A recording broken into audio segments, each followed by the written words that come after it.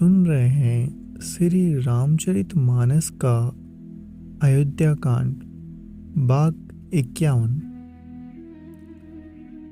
उस समय देवता, नाग, किन्नर और दिक्पाल चित्रकूट में आए और श्री राम जी ने सब किसी को प्रणाम किया। देवता नेत्रों का लाभ पाकर आनंदित हुए। फूलों की वर्षा करके देव समाज ने कहा, हे नाथ, आज आपका दर्शन पाकर हम सनात हो गए। फिर विनती करके उन्होंने अपने दुसह दुख सुनाए और हर्षित होकर अपने अपने स्थानों को चले गए। श्री रघुनाथ जी ने चित्रकूट में आ बसे। यह समाचार सुन सुनकर बहुत से मुनि आए। रघुकुल के चंद्रमा श्री राम जी ने मुदित हुए मुनि मंडली को आते देखकर दंडवत प्रणाम किया। मुनिगण श्री राम जी को हृदय से लगा लेते हैं और सफल होने के लिए आशीर्वाद देते हैं। वे सीता जी, लक्ष्मण जी और श्री राम जी की छवि देखते हैं और अपने सारे साधनों को सफल हुआ समझते हैं। प्रभु श्री राम जी ने यथा योग्य सम्मान करके मुनि मंडली को विदा किया। वे सब अपने अपने आश्रमों में अब स्वतंत्रता के साथ योग, जप, यज्ञ और तप करने लगे। यह समाचार जब कोलबीलों ने पाया तो वे ऐसे हर्षित हुए मानो नवों निधियां उन्हीं के घर पे आ गई हो।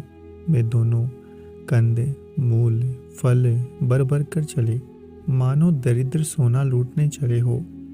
उनमें से जो दोनों भाइयों को पहले देख चुके थे, उनसे दूसरे लोग रास्ते में जाते हुए पूछते हैं। इस प्रकार श्री राम जी की सुंदरता कहते कहते और सुनते सुनते सब ने आकर श्री रघुनाथ जी के दर्शन किए। बेट आगे रखकर वे लोग जोहार करते हैं और अत्यंत अनुराग के साथ प्रभु को देखते हैं। वे मुग्ध हुए, जहाँ के तहाँ मानो चित्र लिखे से खड़े हैं।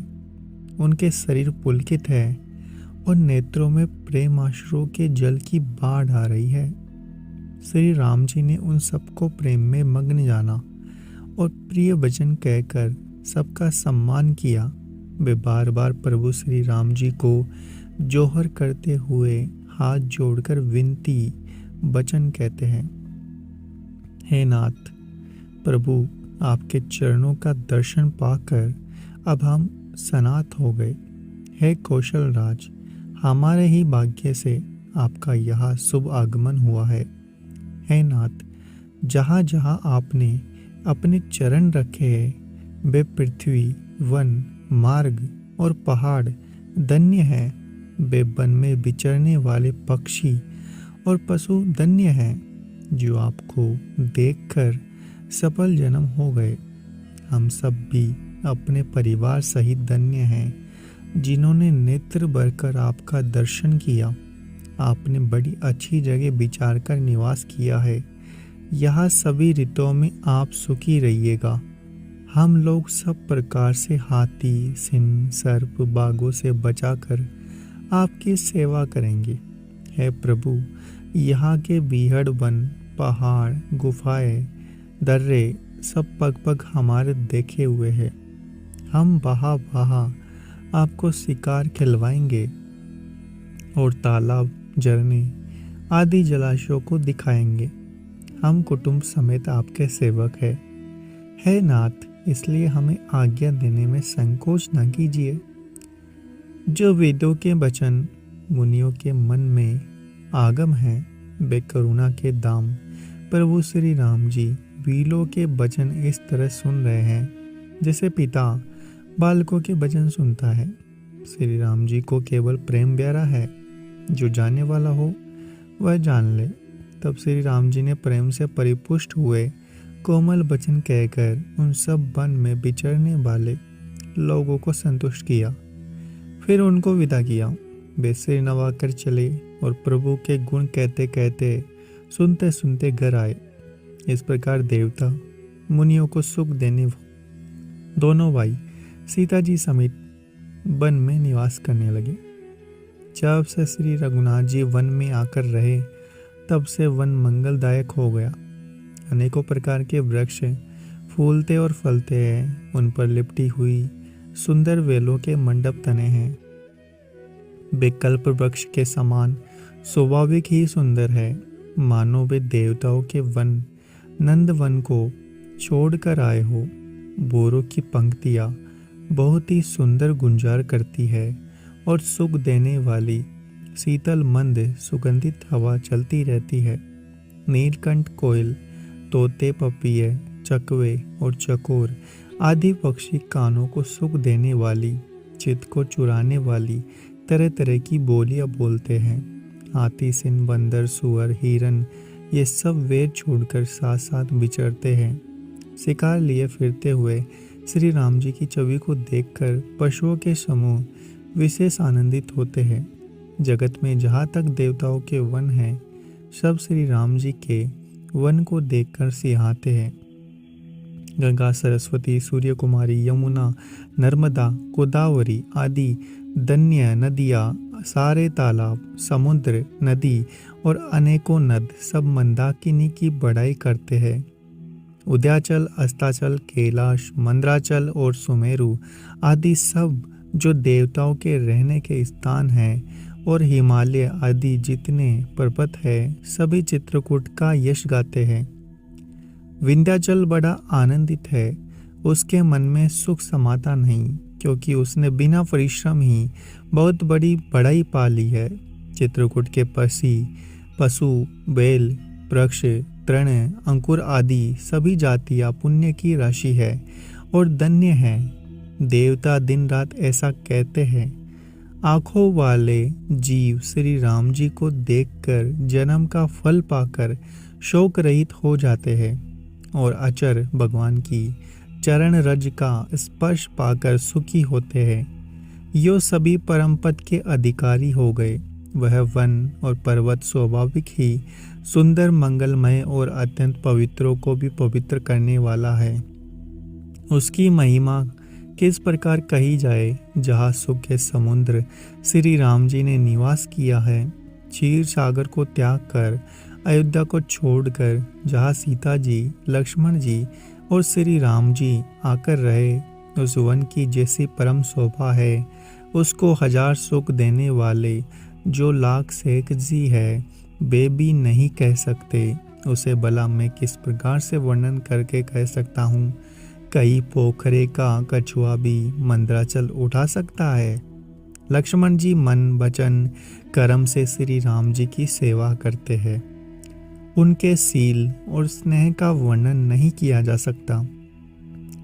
पल पल पर सीता जी के चरणों को देखकर और अपने ऊपर उनका स्नेह जानकर लक्ष्मण जी सपने में भी भाइयों, माता पिता और घर की याद नहीं करते। श्री राम जी के साथ सीता जी, अयोध्यापुरी, कुटुंब के लोग घर की याद भूलकर बहुत ही सुखी रहती है। क्षण क्षण पर पति श्री राम जी के चंद्रमा के समान मुख को देखकर वे वैसे ही प्रेम प्रसन्न करती है जैसे चकोर कुमारी चंद्रमा को देखकर। स्वामी का प्रेम अपने प्रति नित्य बढ़ता हुआ देखकर सीता जी ऐसे हर्षित हो रहती है जैसे दिन में चकवी। सीता जी का मन श्री राम जी के चरणों में अनुरक्त है। इससे उनको वन हजारों अवध के समान प्रिय लगता है। प्रियतम के साथ पर्णकुटी प्यारी लगती है। मर्ग और पक्षी प्यारे कुटुंबियों के समान लगते हैं। मुनियों की स्त्रियां सास के समान, श्रेष्ठ मुनि ससुर के समान और कंद मूल फलों का आहार करने उनको अमृत के समान लगता है। स्वामी के साथ सुंदर साथरी सैकड़ों कामदेव की सेजों के समान सुख देने वाली है। जिनके देखने मात्र से जीव लोकपाल हो जाते हैं, उनको कहीं भोग विलास मोहित कर सकते हैं। जिन श्री राम जी का स्मरण करने से ही वक्तजन तमाम भोग विलास को तिनके के समान त्याग देते हैं, उन श्री राम जी की प्रिय पत्नी और जगत की माता सीता जी के लिए यह कुछ भी आश्चर्य नहीं है। सीता जी और लक्ष्मण जी जिस प्रकार सुख मिले, श्री रघुनाथ जी वही करते और वही कहते हैं। भगवान प्राचीन कथाएं और कहानियां कहते हैं और लक्ष्मण जी तथा सीता जी अत्यंत सुख मानकर सुनते हैं। जब जब श्री राम जी अयोध्या की याद करते हैं, तब तब उनके नेत्रों में जल भर आता है।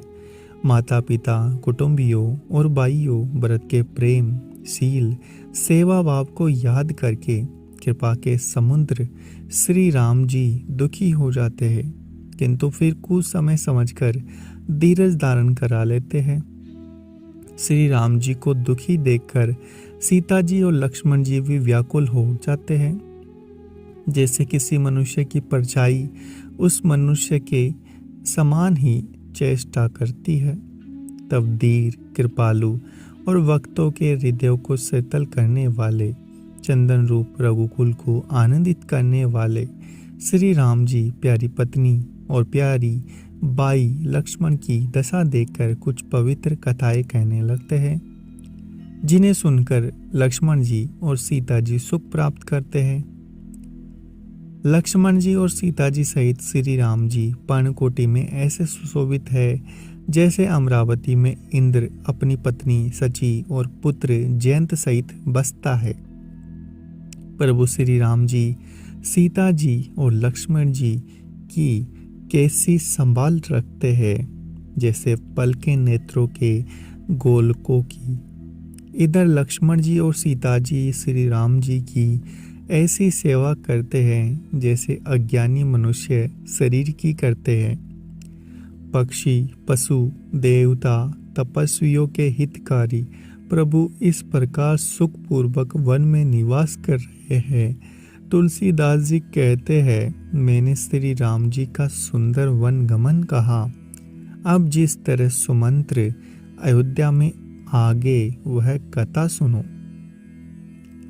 प्रभु श्री राम जी को पहुंचाकर जब निषाद राज लौटा, तब आकर उसने रथ को मंत्री सुमंत्र सहित देखा। मंत्री को व्याकुल देखकर निषाद को जैसा दुख हुआ वह कहा नहीं जा सकता। निषाद को अकेला आया देखकर सुमंत्र हा राम, हा राम, हा सीते, हा लक्ष्मण पुकारते हुए बहुत व्याकुल होकर धरती पर गिर पड़े। रथ के घोड़े दक्षिण दिशा की ओर जिधर श्री राम जी गए थे देख देख कर हिनहिनाते हैं, मानो बिना पंखे पक्षी व्याकुल हो रहे हो। वे ना तो घास चरते हैं, ना पानी पीते हैं, केवल आंखों से जल बहा रहे हैं। श्री राम जी के घोड़ों को इस दशा में देखकर सब निषाद व्याकुल हो गए। तब धीरज धरकर निषाद राज कहने लगे, हे सुमंत्र जी, अब विषाद को छोड़िए। आप पंडित और परमार्थ के जानने वाले हैं। विधाता को प्रतिकूल जानकर धैर्य धारण करिए।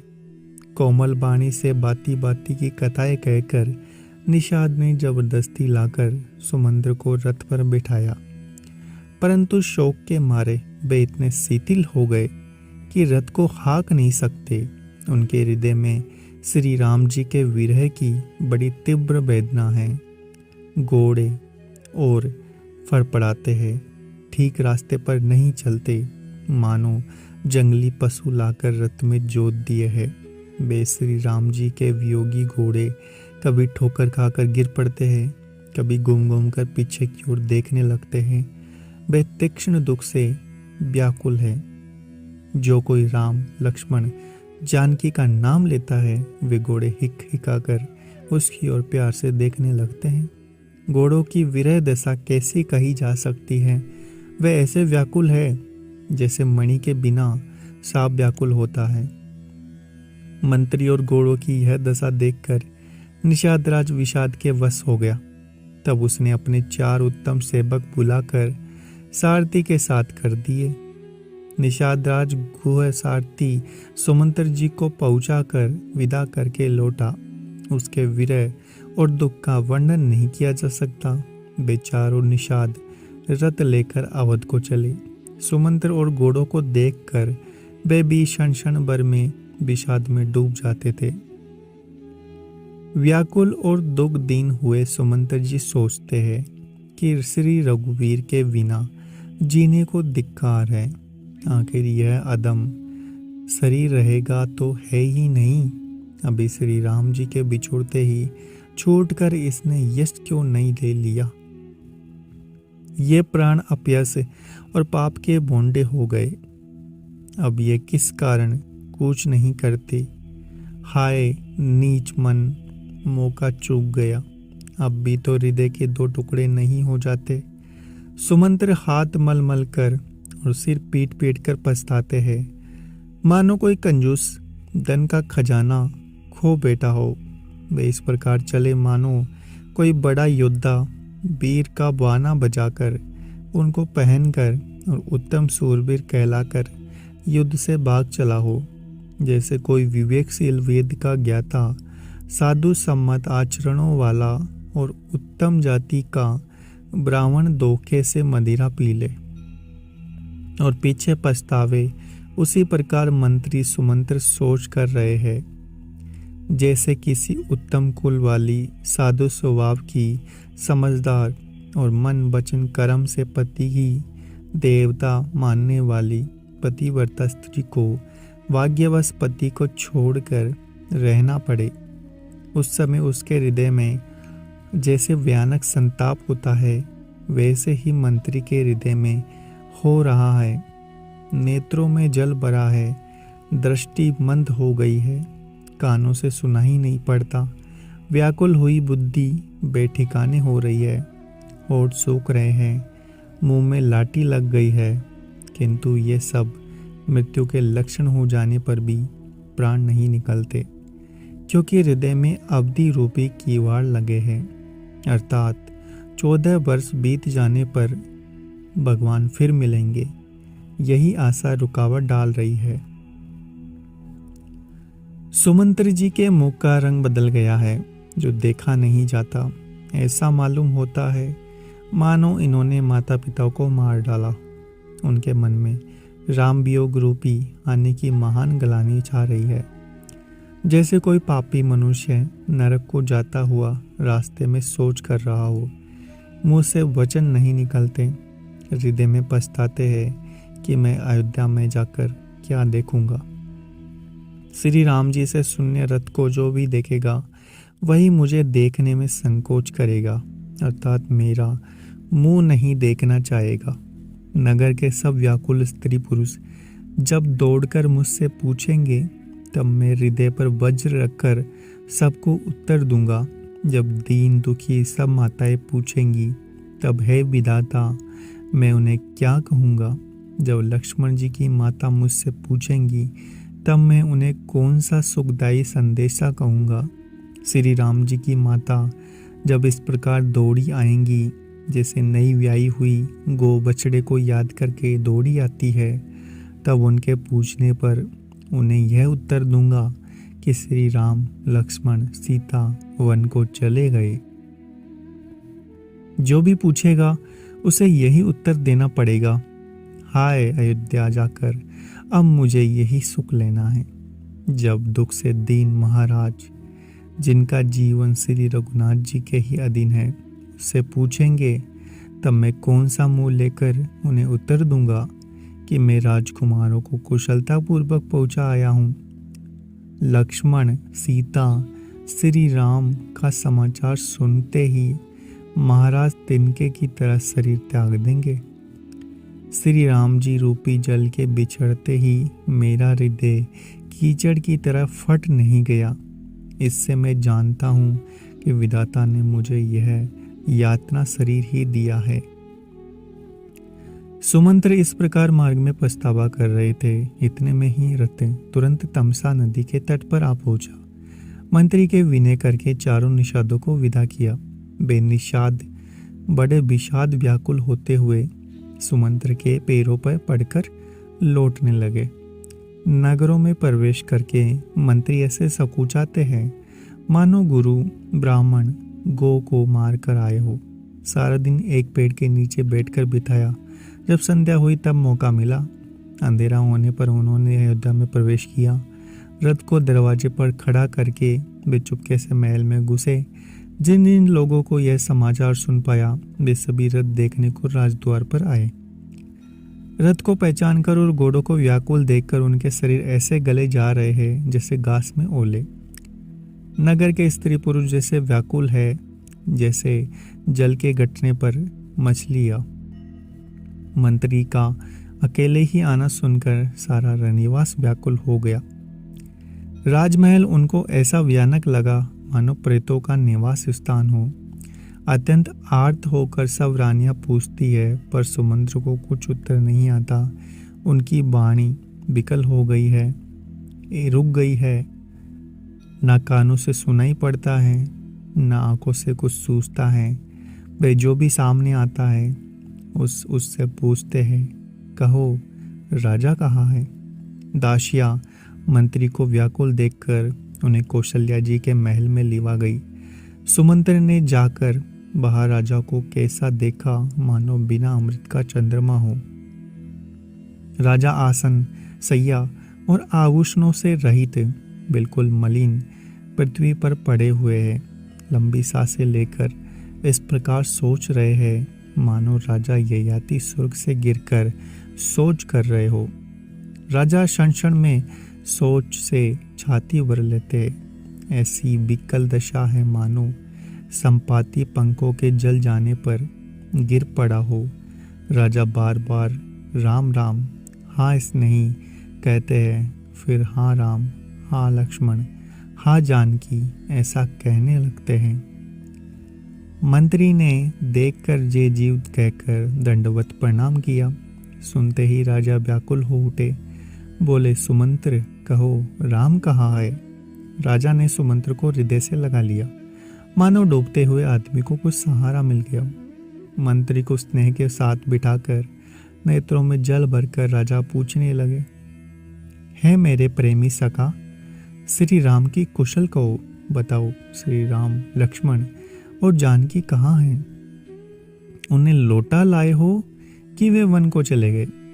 यह सुनते ही मंत्री के नेत्रों में जल भर आया। शोक से व्याकुल होकर राजा फिर पूछने लगे, सीता, राम, लक्ष्मण संदेशा तो कहो। श्री राम जी के रूप, गुण, सील, स्वभाव को याद कर करके राजा हृदय में सोच रहे हैं और कहते हैं, मैंने राजा होने की बात सुनाकर वनवास दे दिया।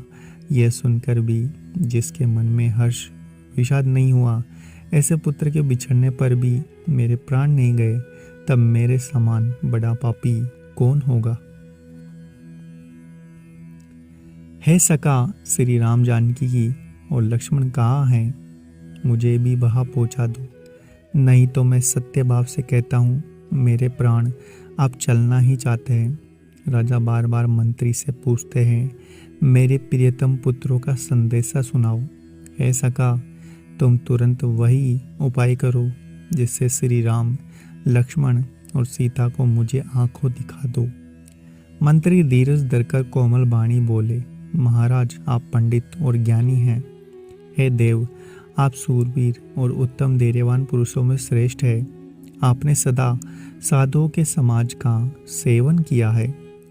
जन्म मरण, सुख दुख के भोग, हानि लाभ, प्यारों का मिलना बिछड़ना, ये सब है स्वामी काल और कर्म के अधीन रात और दिन की तरह बरबस होते रहते हैं।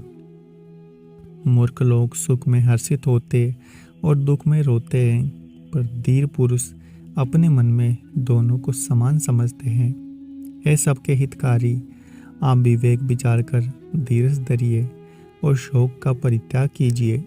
श्री राम जी का पहला निवास तमसा के तट पर हुआ, दूसरा गंगा तीर पर। सीता जी सहित दोनों भाई उस दिन स्नान करके जल पीकर ही रहे।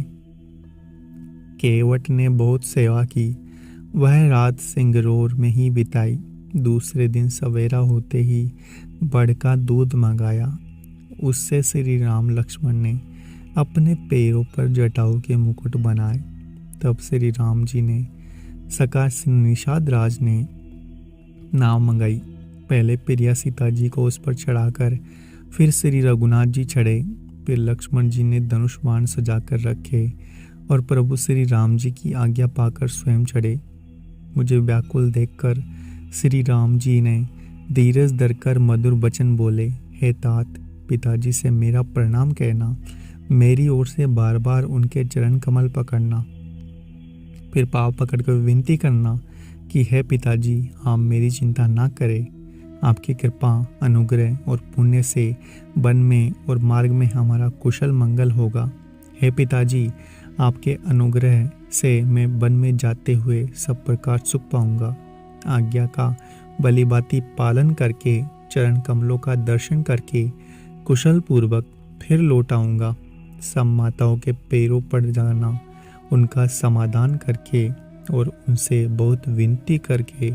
तुलसीदास जी कहते हैं, तुम वही प्रयत्न करना जिसमें कौशलपति पिताजी कुशल रहे। बार बार चरण कमलों को पकड़कर गुरु वशिष्ठ जी मेरा संदेश कहना कि वे वही उपदेश दे जिससे अवधपति पिताजी मेरा सोच ना करे। हे तात, सब पूर्ववासियों और कुटुंबियों निहोरा करके मेरी विनती सुनाना कि वही मनुष्य मेरे सब प्रकार से हितकारी है जिसकी चेष्टा से महाराज सुखी रहे। भरत के आने पर उनको मेरा संदेशा कहना कि राजा का पद पाल जाने पर नीति ना छोड़ देना, कर्म, वचन और मन से प्रजा का पालन करना, सब माताओं के समान जानकर उनकी सेवा करना, और है भाई, पिता माता स्वजनों की सेवा करके भाईपने को आज तक निभाना। है तात, राजा को उसी प्रकार से रखना जिससे वे कभी मेरा सोच ना करे। लक्ष्मण जी के कुछ कठोर वचन कहे, किंतु श्री राम जी ने उन्हें बरज कर फिर मुझसे अनुरोध किया और बार बार अपनी सौगंध दिलाई और कहा, हे तात, लक्ष्मण का लक्कड़पन वहाँ ना कहना। प्रणाम कर सीता जी भी कुछ कहने लगी थी, परंतु स्नेह बस वे शीतल हो गई। उनकी वाणी रुक गई, नेत्रों में जल भरकर आया, शरीर रोमांच से व्याप्त हो गया। उसी समय श्री राम जी का रुख पाकर केवट ने पार जाने के लिए नाव चला दी। इस प्रकार रघुवंश तिलक श्री राम जी चल दिए। मैं छाती पर वज्र रखकर खड़ा खड़ा देखता रहा। मैं अपने कलेश को कैसे कहूँ जो श्री राम जी का यह संदेशा लेकर जीता हो लौट आया। ऐसा कहकर मंत्री की वाणी रुक गई और बेहानि की ग्लानि और सोच के वश हो गए। सारथी सुमंत्र के वचन सुनते ही राजा पृथ्वी पर गिर पड़े। उनके हृदय में भयानक जलन होने लगी, वे तड़पने लगी। उनका मन भीषण मोह से व्याकुल हो गया, मानो मछली को मांझा व्याप गया हो। सब रानियां बिलाप करके रो रही है। उस महान विपत्ति का कैसे वर्णन किया जाए। उस समय के विलाप को सुनकर दुख को भी दुख लगा और धीरज का भी धीरज भाग गया। राजा के रावले में शोर सुनकर अयोध्या में बड़ा भारी कोहराम मच गया। ऐसा जान पड़ा मानो पक्षियों के विशाल वन में रात के समय कठोर वज्र गिरा हो। राजा के प्राण कंठ में आ गए, मानो मणि के बिना सांप व्याकुल हो गया हो। इंद्रियां सब बहुत ही विकल हो गई, मानो बिना जल के तालाब में कमलों का वन मुरझा गया हो। कौशल्या जी ने राजा को बहुत दुख देखकर अपने हृदय में जान लिया कि अब सूर्यकुल का सूर्य अस्त हो चला। तब श्री राम जी का माता कौशल्या हृदय में धीरज धरकर समय के अनुकूल वचन बोली, हे नाथ, आप मन में समझकर विचार करिए कि श्री राम जी का वियोग अपार समुद्र है, अयोध्या जहाज है, आप उसके कर्णधार कहने वाले हैं। सब सिर प्रियजन, कुटुंबी और प्रजा ही यात्रियों का समाज है जो इस जहाज पर चढ़ा हुआ है। आप धीरज धरिएगा तो सब पार पहुंच जाएंगे, नहीं तो सारा परिवार डूब जाएगा। हे प्रिय स्वामी, यदि मेरी विनती हृदय में धारण कीजिएगा तो श्री राम, लक्ष्मण और सीता फिर आ मिलेंगे। प्रिय पत्नी कौशल्या के कोमल वचन सुनते हुए राजा ने आंखें खोलकर देखा, मानो तड़पती हुई दीन मछली पर कोई शीतल जल छिड़क रहा हो। धीरज धरकर राजा उठ बैठे और बोले, सुमंत्र कहो, कृपालु श्री राम कहाँ हैं? लक्ष्मण कहाँ है? स्नेही राम कहाँ है? और मेरी प्यारी बहू जानकी कहाँ है? राजा व्याकुल होकर बहुत प्रकार से विलाप कर रहे हैं। वह रात युग के समान बड़ी हो गई है, बीतती ही नहीं। राजा को अंधे तपस्वी के सांप की याद आ गई। उन्होंने सब कथा कौशल्या को सुनाई। उस इतिहास का वर्णन करते करते राजा व्याकुल हो गए और कहने लगे कि श्री राम के बिना जीने की आशा को धिक्कार है। मैं उस शरीर को रख कर क्या ही करूँगा जिसने मेरा प्रेम का पर्ण नहीं निभाया। हाँ रघुकुल को आनंद देने वाले मेरे प्राण प्यारे राम, तुम्हारे बिना जीते हुए मुझे बहुत दिन बीत गए। हाँ जानकी, लक्ष्मण, हाँ रघुवर, हाँ पिता के चित्त रूपी चातक के हित चाहने वाले मेघ। राम राम कहकर, फिर राम कहकर, फिर राम राम कहकर, फिर राम कहकर राजा श्री राम के विरह में शरीर त्याग कर सुरलोक सिधार गए। उम्मीद है आपको हमारा यह प्रयास अच्छा लग रहा होगा। ऐसे और भी कहानियाँ सुनने के लिए हमारे साथ बने रहिए। वीडियो को लाइक करें, शेयर करें, चैनल को सब्सक्राइब करें। धन्यवाद।